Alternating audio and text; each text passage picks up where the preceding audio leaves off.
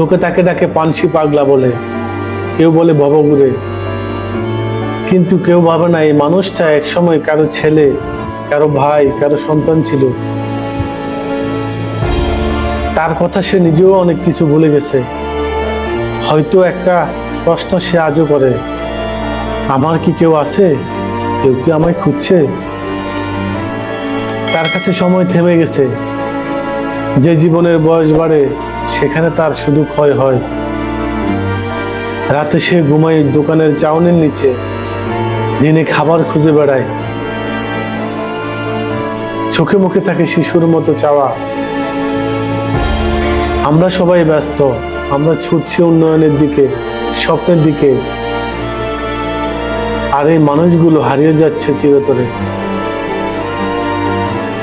কোনো খবরের পাতায় নেই, কোনো চিন্তার কেন্দ্রে নেই।